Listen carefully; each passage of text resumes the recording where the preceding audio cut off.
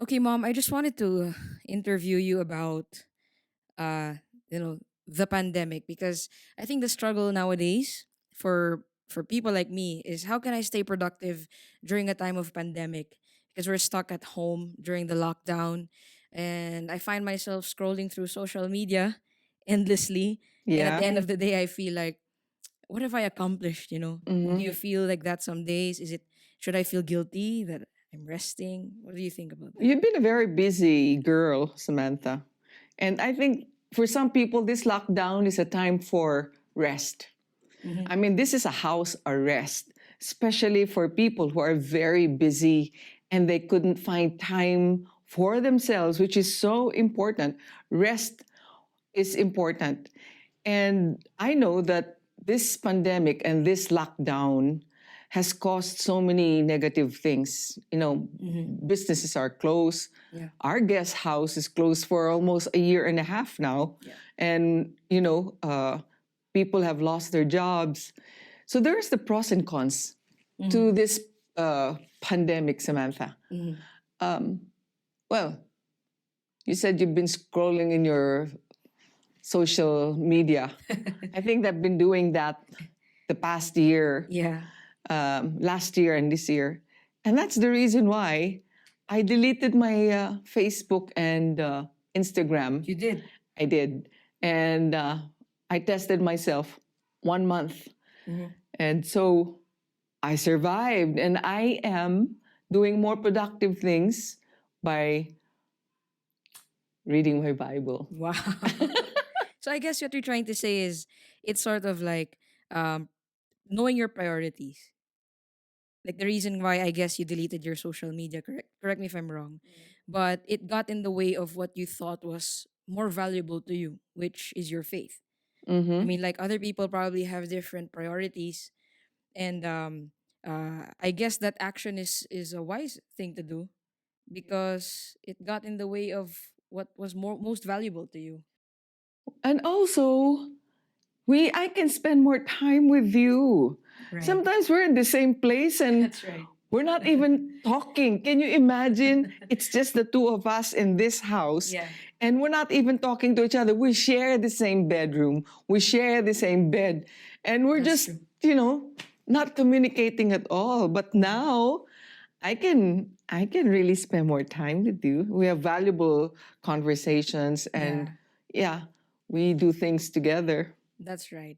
So that's the value of relationships and communication. Yeah. It's ironic because in this day and age where technology and communication is supposed to bring us closer together, Mm, I find that it actually gets in the way. Like what you said, right. we're in the same room, same home, and Hmm. yet we rarely get to have face to face conversations. So Yeah, and yeah. I believe in the families right now who are all stuck together in the house, Hmm. if you don't uh, veer away from your gadget, this being stuck in the house is useless. Right. And what I suggest, and this is going to be more meaningful, is to minimize your use for the gadget. Okay, minimize Yeah, like yeah. PUBG. Sometimes I get irritated when you do PUBG. You're not minding me, Now they know I and like there PUBG. I'm Add me. stuck just watching her and Yeah. all these games. Yeah. They steal your time Mm. from me, and I get hurt. And I Really? think family members are like the husbands and wives, parents and children, Right, right. children with children. Yeah, I'm glad you said that. Yes. I think this is very helpful for those who are listening to us and watching us. Kids, listen to your parents. I mean, I'm surprised that mom actually said this, but yeah, I mean, make the most out of your time that you have right now. I mean, before the pandemic, we're always out at work. We're never at home. And now that we're home and we have time with our parents, with our siblings, I think it's a wise thing to do to just talk to them without your phone. Yes. Yeah. And you know what? I don't cook. I mean, I'm not a good cook. I don't consider myself as somebody who loves to stay in the kitchen, although I have a beautiful kitchen. It's just like an operating room. It's so germ free Can I just tell them she has a towel for every single thing. So she has a towel for her hands, in the kitchen. and I have a towel for my own hands. So I can't wipe my hands with her towel. Otherwise she'll know. And then right in between us is a towel for the dishes. Correct. We call it hand towel. Yeah. Because I stay more in the kitchen, it gets really very wet. And if she dries her hands uh, with a wet towel, because I'm often in the kitchen nowadays, knocks, uh, it won't dry her hands. So we have our individual hand towel in the kitchen. Mm. It's color coded, by the way. Yeah. So before we close this particular episode, I just wanted to ask you, what have you learned during the pandemic? This is our almost a year, more than a year now that the whole world is dealing with this pandemic. What's one of the biggest lessons? I mean, there's a lot, I guess. Mm. What's one of the biggest lessons that you've learned during this pandemic? I've learned to appreciate the home. Mm-hmm. People take for granted that God has given us our own home.